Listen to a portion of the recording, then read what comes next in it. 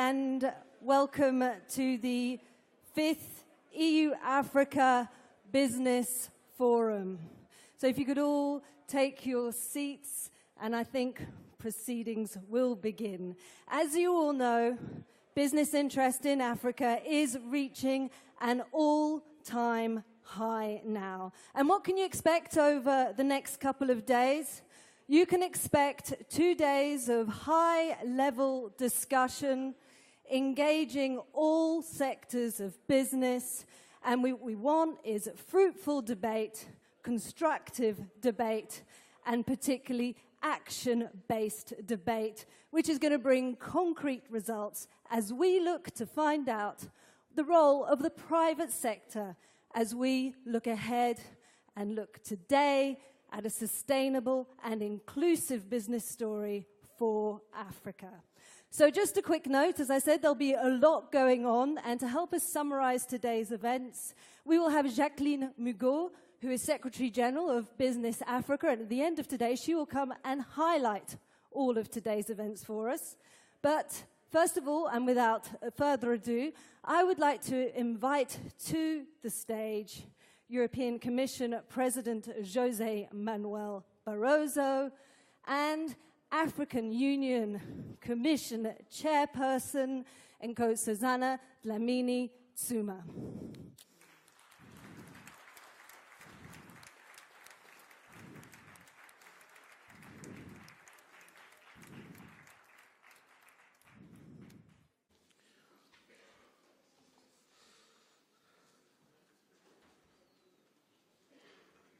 Dear Madam President of the African Union Commission, Mrs. Zuma, dear ministers, the ambassadors, distinguished guests, ladies and gentlemen, dear friends.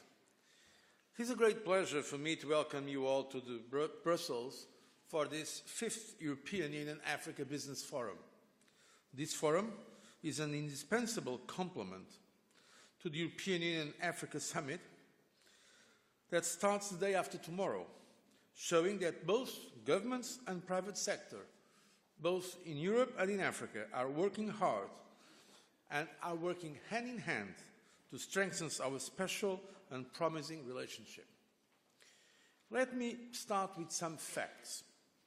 The European Union remains Africa's first investment, trade and development aid partner.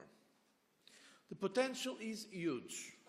Africa has a 1.6 trillion euros economy with growth of about 6%. In 2012, 8 out of the world's 10 fastest growing economies were African.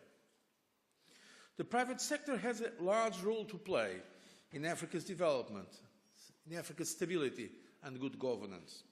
Europe believes in Africa's private sector. We see what results it achieves today, and we know what it could achieve in the future. The private sector provides some 90% of jobs in developing countries. It is an essential partner in the development field, both as a source of finance and as a partner for government, NGOs, and official donors. Both governments and the private sector, both in Europe and in Africa, are thus interested in this very important relationship.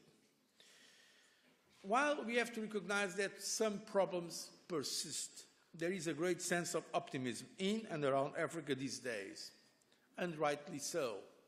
Africa has, over the last decade, become one of the fastest growing regions in the world, with 8 out of the 10 fastest growing economies being African in 2012, and with a 1.6 trillion economy. Yet there are also undeniable great challenges facing the continent, some of them facing Europe as well. Sustainable and inclusive growth is a vital concern for both our continents, and we are both aiming at generating jobs, in particular for the younger generations, as set out in the African Union's Agenda 2063 and our own Europe 2020 strategy. I believe that by bringing public and private actors together around a common vision, we can overcome those challenges and make our dreams and endeavors come true, while exploring the vast potential of our partnership. Ladies and gentlemen, when McKinsey Global Institute, in a study called Africa at Work, summed up Africa's impressive economic potential and prospects, it started by noting that the continent, I quote, is poised to reap a demographic dividend. More than half of Africa's population is aged under 25. And in 2050, Africa's population is set to double, reaching 2 billion people. In this decade, Africa will add a further 122 million people to its workforce. These young men and women, increasingly well educated, with almost half of all citizens enjoying secondary or tertiary education by 2020, will be for Africa a strength and a great opportunity.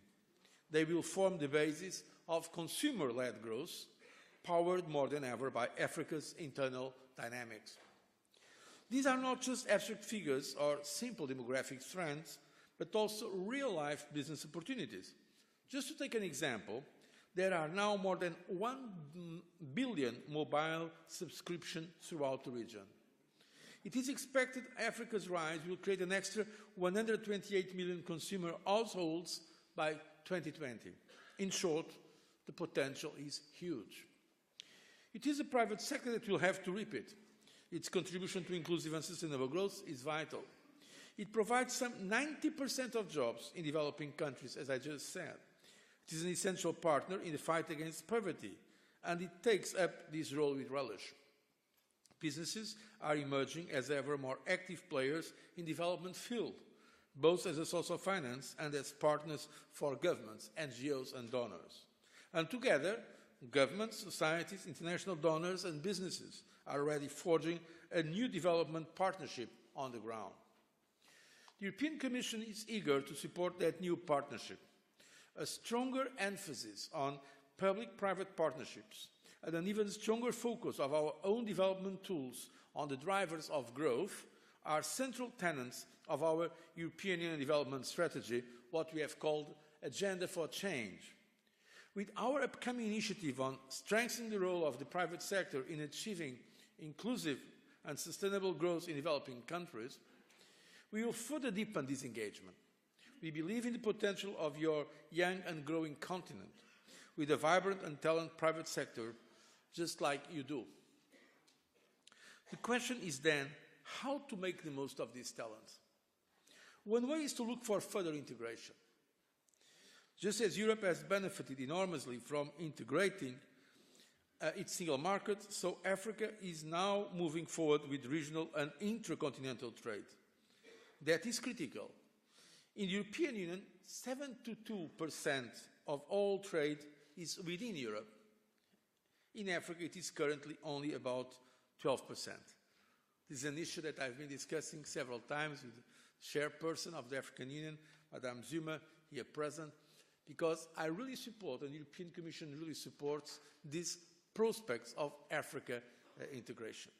We have discussed this in many occasions, when it was the 50th anniversary of the African Union, was in Addis Ababa, in many other meetings, because I think probably we in the European Commission are a little bit suspect because we are really believers in economic integration, but I think the potential for integration in Africa, both regional and pan-African integration, is huge.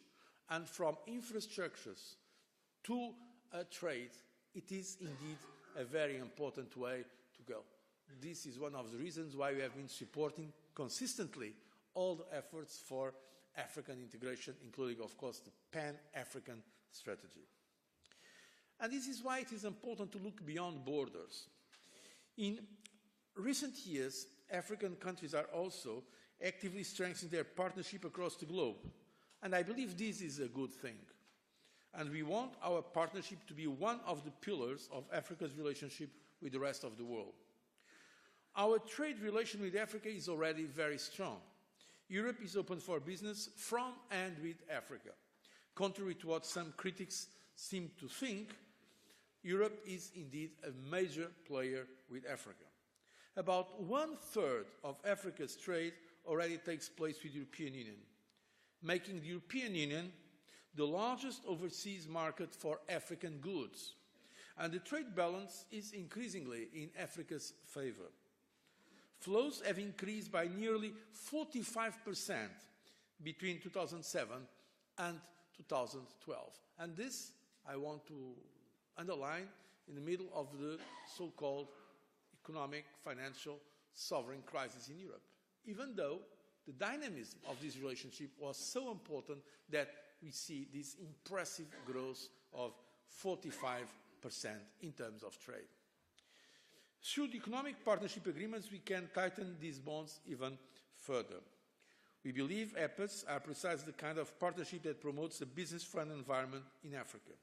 Beyond tariffs, they contribute to wider reforms to strengthen the rule of law and to ensure a stable, predictable, transparent economic climate, which helps African countries gain this kind of leverage, this kind of dimension, critical mass, that they need to attract much needed investment. The recently concluded negotiations with West Africa are an important breakthrough that I would like to welcome. This EPA will generate growth and investment for all countries in the region. The process has been encouraging. Business opportunities are being created on both sides, and it pushes forward integration efforts within regions. The importance, I believe, goes even beyond the purely economic effects. Through the African Union and Regional Organization, African countries are coming together to tackle common challenges and work towards common goals. These are very promising developments, making Africa a more coherent continent, more competitive and stronger towards the outside world. The European Union, as I've said, is fully committed to Africa's integration in world trade. To support this very tangibly, we remain the world's largest aid for trade donor by a wide margin. Around 43% of our aid for trade goes to Africa. This was the concrete figure in 2012. But looking beyond borders is not enough for inclusive and sustainable growth. Trade alone won't do the trick. It also requires creating a strong support framework for businesses, harmonizing regulations to meet the highest standards, assisting SMEs, who generate by far most of the trade and jobs, in finding funds and strengthening their talents, helping companies and citizens find their role in the changing global context. Africa is doing all this with sometimes remarkable results. And the 2014 Doing Business report, for instance, concludes that, in fact, some of the most economic reform-minded governments are to be found in Africa. Africa can rely upon the European Union to support this huge transformation process. Africa remains by far the first beneficiary of European public development aid, which amounts to almost around half of the total development aid in the world. Approximately 20 billion euros per year was provided to Africa by the European Union and its member states collectively over the last programming period, 2007-2013. Over the coming 7 years, programs will focus even more on the countries most in need, and more than 25 billion euros of European Union grants will go to Africa. The European Commission has pushed hard that these levels remain intact until 2020, which was not self-evident in times of crisis. But we succeeded, and I'm happy to say that even in times of crisis, our member states have accepted that the commitment to Africa should stay. Ultimately, because this is also for us a matter of strategic intelligence. Ladies and gentlemen, Africa today can rely on strengths that may be even more important than demographics and natural resources. At the World Economic Forum meeting earlier this year, President John Mahama of Ghana, who will be attending this forum tomorrow, of course, before the summit, Africa Union, European Union, he said, "We are enjoying in Africa a democracy dividend." I believe this is increasing true all across Africa. A serious focus on stability and good governance, even in a sometimes difficult context, leading to a renewed and realistic optimism among investors, large and small investors. The private sector has indeed a large role to play, and that is what binds this business forum with the European Union.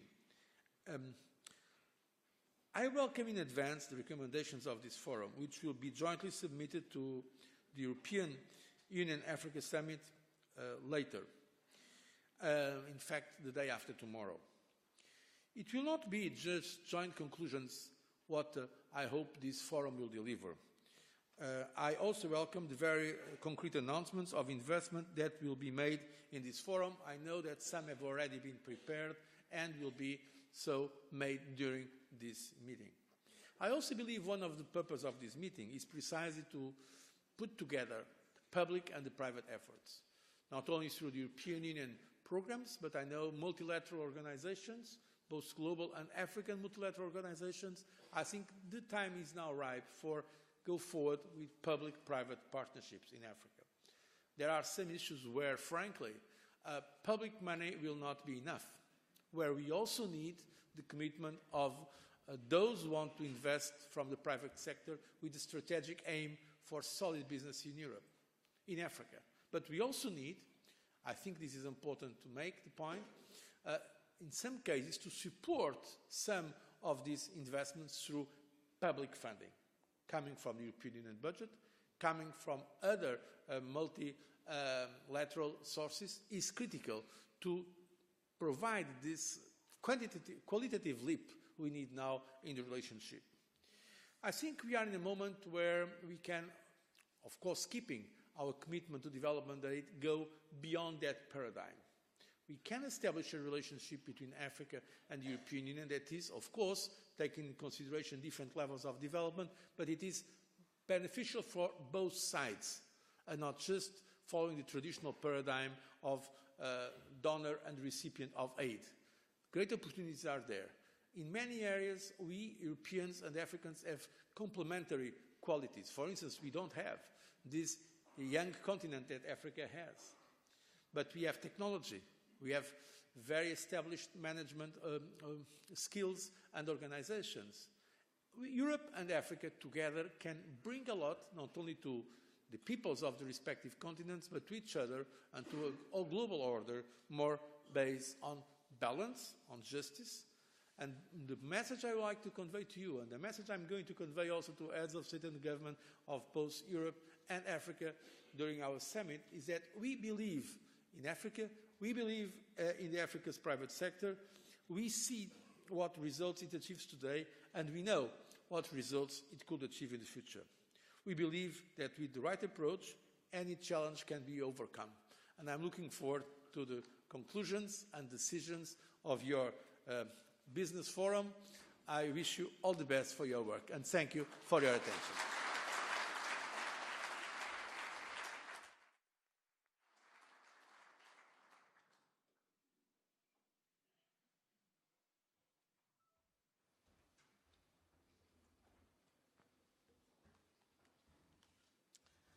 Well, thank you very much, President of the EU, Mr. Barroso.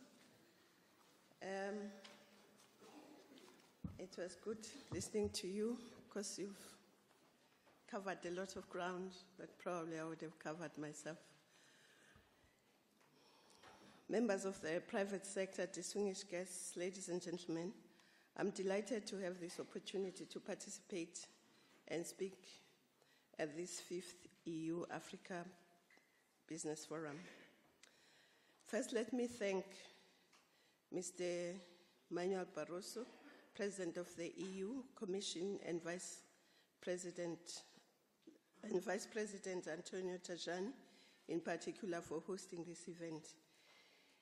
It is also very pleasing for me to see so many representatives of African business here who demonstrate your unwavering interest in participating and championing Africa's development agenda.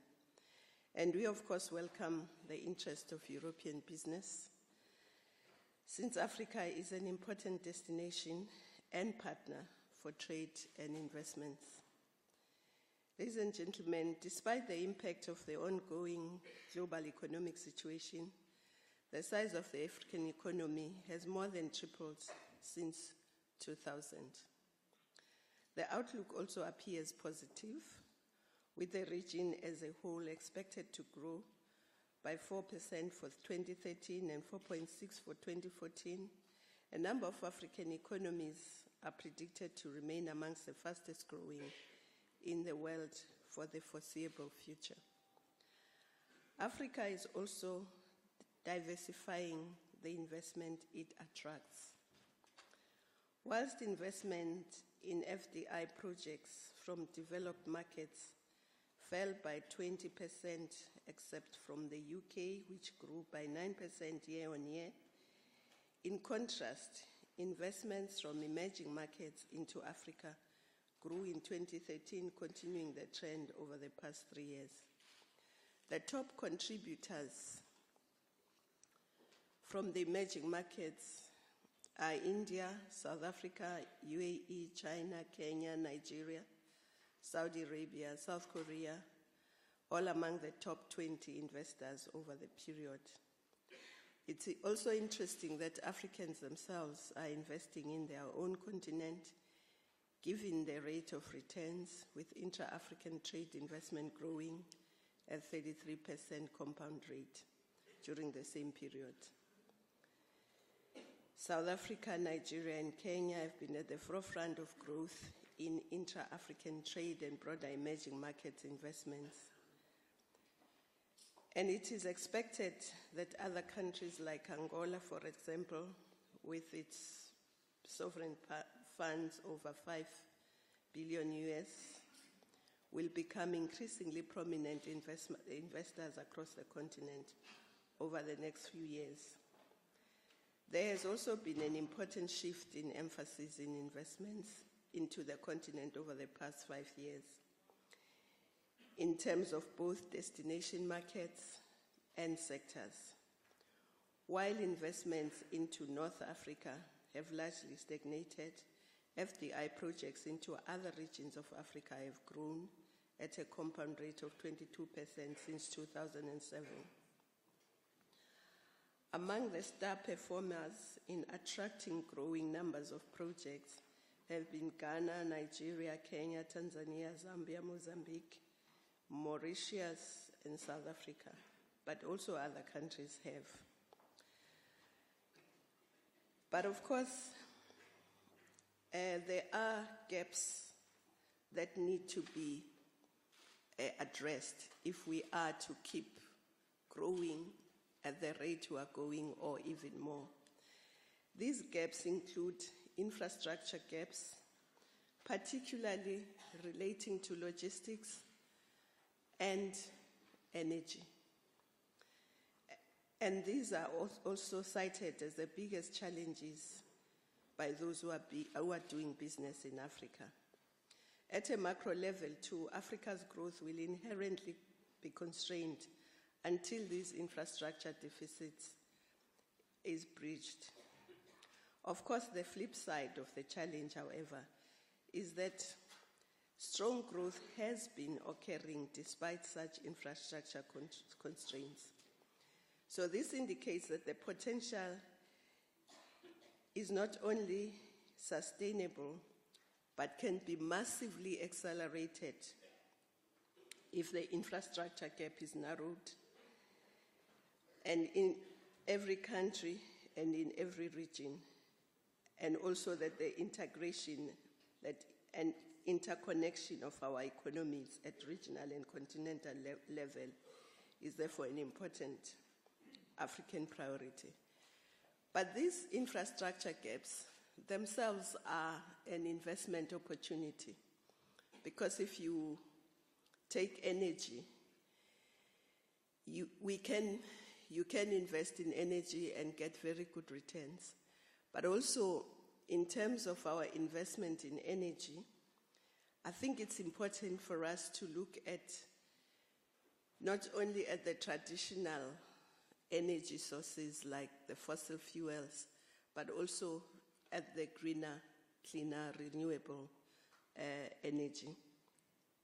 And so there is a huge potential for investments in that area, whether it's hydro, whether it's wind, whether it's solar, because Africa will always be sunny despite climate change. Nobody has predicted that the sun is going to disappear. So and there'll always be wind. And there's still a lot of water in Africa, so those resources themselves give an opportunity for investments so that we can have sufficient energy to light Africa, but at the same time to ensure that our industries are able to flourish. And the other gap that I spoke about is the infrastructure in transport, basically. And that is a gap that is slowing our growth.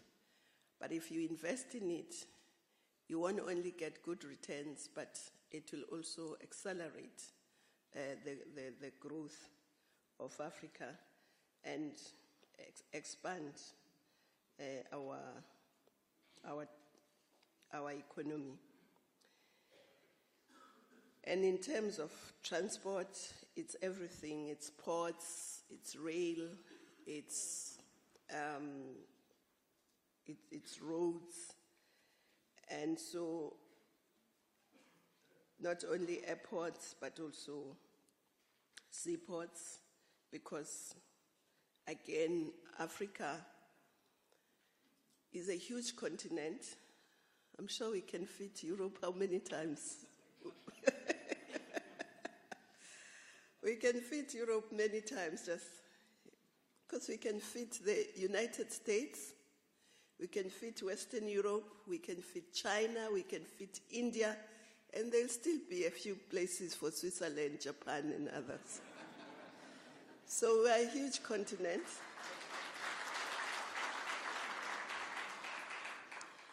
And that huge continent means we have agriculture, we have arable land. So agriculture is a very important aspect. And not only for Africa to feed itself, because at the moment we're spending a lot of money importing food, which in a way is a scandal. And I think we need to change that. So we need to grow our food. But if you invest in agriculture, we don't expect the type of investment that some people call land grab. We don't want it to be like another extractive industry where you just come, you grow, you take everything, and you go and process it in your own countries. We would like investments in agriculture so that we can process. There's a calendar that I always quote that was produced by the EU, which is very telling. You must look at it in your office. I saw it in my office recently. I can't remember which month it is, but every month has half EU, half AU. But I'll just quote one example from that calendar produced by the EU. In that month, the photograph is for the AU, it's somebody reaping or selling tomatoes, but it's about growing tomatoes. That's on the AU side of that card. And on the EU half, there are bottles of ketchup. So which means the EU has defined us as growers and they have defined themselves as value processors. And we want to reverse that. Manuel Barroso, we want to reverse that. We want to grow, process, and then trade. And we would like to get those investments, both to feed ourselves, but we have a potential of adding, assisting in also feeding the world once we reach our full agricultural potential. So those investments are very welcome. And of course, we have land, but if you look at Africa, we're one huge island. Nobody talks about us being an island, but we are. look at that map. And our oceanic spaces are more than 3 times our land mass. But who is in our oceanic spaces? Is it the Africans? Who's taking our fish? And what are they paying for it? So this partnership must reverse that as well. We must invest in our blue economy. We have a huge potential for our blue economy. And we must work together as partners to develop that blue economy, both Europe and ourselves. So we are inviting both European and African business people to get into the blue economy. And that blue economy has enormous resources. The only resource that has been invested in so far mainly is oil and gas, but there's much more in those oceanic spaces than oil and gas. And so please come, but also there's potential for tourism on those oceanic spaces. So there's a lot of potential in the blue economy, just as there is a lot of potential in the green economy. We also are looking at creating business opportunities for the manufacturing of products such as fertilizers, seeds, as well as demand for food processing and agro-processing, as I said, value addition. But we're also looking at value addition also exists in the textile industry. And as China moves up in the value chain, Africa is poised to seize the opportunity to become the next hub for textile production. And of course, as Africans, we have been looking at agriculture as a very important aspect, and that's why we developed a common comprehensive Africa Agricultural Development Program, CADAP, and increasingly a number of African countries are putting a lot of money into that. The other area I want to talk about is tourism. Several African countries have become the world's favorite tourist destination, but we do want to be the most favored destination in the world. That's what we're working towards. And according to the United Nations World Tourism Organization, tourist arrivals into Africa in the year 2020 exceeded 49 million and are likely to pass 50 million. But that's nothing for a continent as big as ours. It's even less than what the tourists that France gets in 1 year as one country. So we have an enormous potential in tourism, and we need to invest. We don't need to create any artificial things. We have just enough of our spectacular landscapes, our shores, our animals. We've got our flora and fauna. In fact, Africa is one of the mega diversity continents. We have about 25% of the world's animal species in Africa. So for people who want to see exotic birds, who want to see our forebearers in the evolution chain, the special monkeys, chimpanzees that you don't find anywhere. And Africa has tried to preserve most of its animals, except that now we have poachers who are disturbing how we have managed to keep our environment and our ecosystems in balance.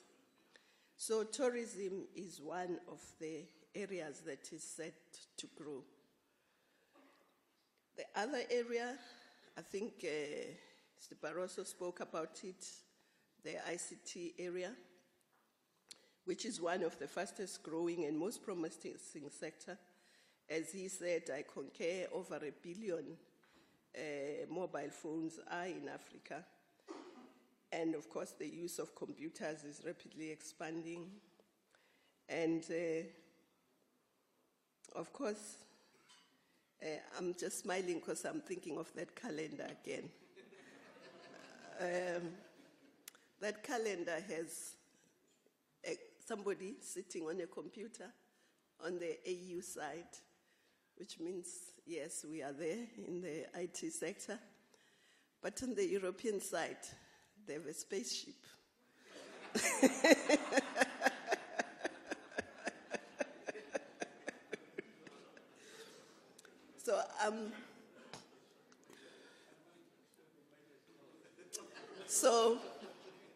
So don't worry, we're coming there.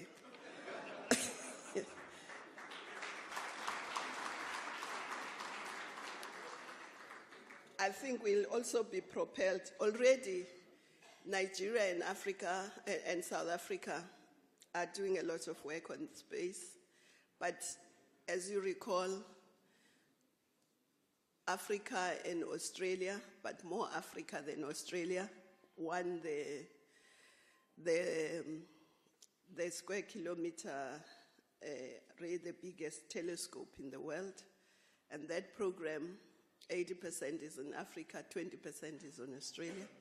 So that is likely to interest our young people in space.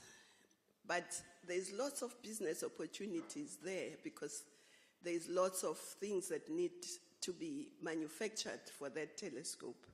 So that is also an area that can be invested in. So you won't be in space alone for long. We are coming. Of course, I've spoken about infrastructure. You said a lot about the fast-moving consumer goods. I just want to concur with you that as the African middle class is growing, we see a lot of demand for these goods. So this is an area also. But a lot of raw materials for these goods come from Africa. So maybe it shouldn't only come from Africa, but we should also begin to manufacture those goods and add value to the natural resources before they go to other continents. Mining still remains an important area in Africa because there's also still a lot of unexploited resources because of lack of technical know-how, financial capacity, because the mining sector is very capital intensive, but it's an area that still needs a lot of investment, and that does yield a lot of returns in the long run. And so this is an opportunity. So these are just a few areas where business in Africa is growing and needs a lot of investments. But the other area that is a constraint and an opportunity is our demographic situation. We have young people, and these young people are really going to be the drivers of the economies in our countries. They are a constraint if they are not skilled. And so we need business people who will come, invest, but also not only invest in the brick and mortar and capital, but also in training the young people, transferring skills and technology. So this is going to be very important for us. And I hope that as Europe ages, as it is aging, the EU partnership can put a lot more money in skilling young people instead of putting a lot of billions of euros developing robots which will replace human beings when we have so many in Africa that can be skilled.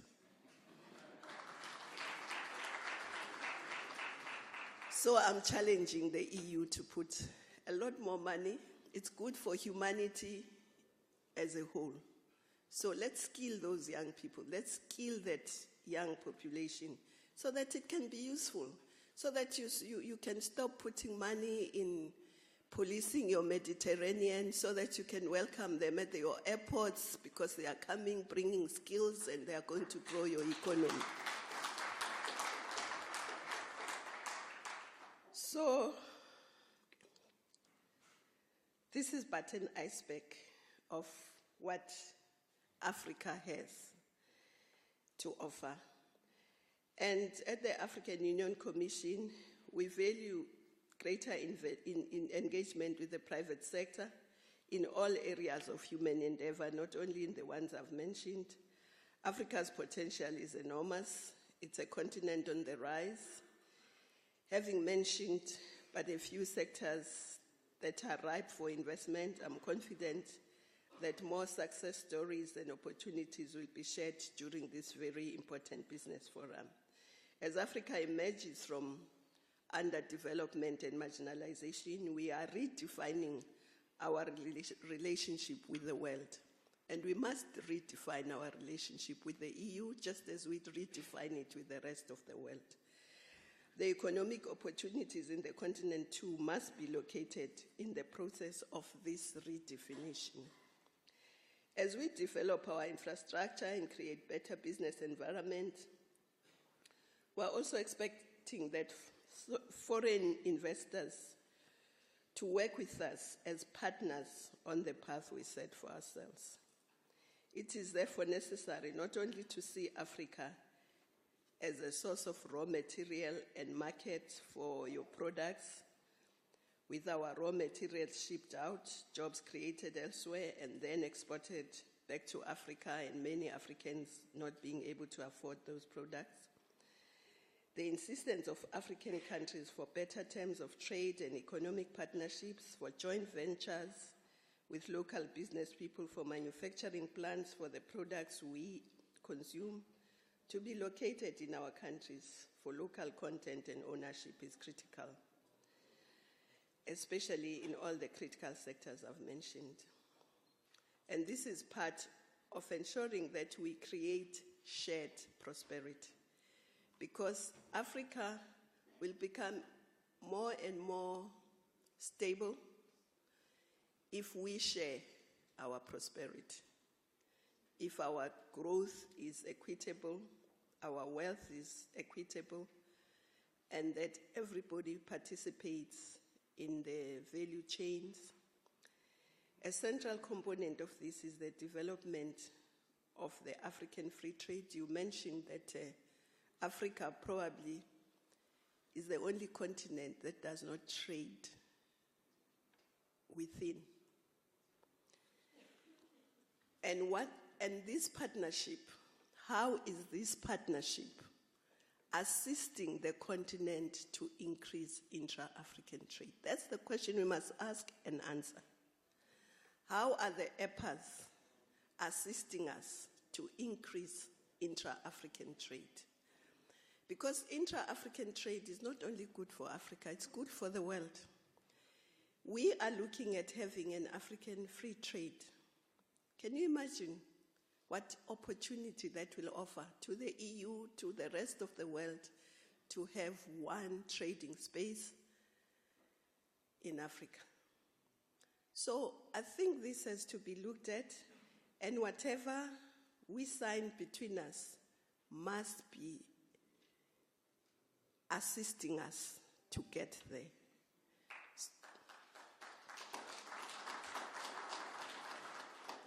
So, like Europe, we are also defining our course of development. We are developing our 2063 agenda because we have realized that if we don't dream about the future and we always consumed by the short-term, day-to-day problems, we will always be defining ourselves around our immediate, and that's not good for development.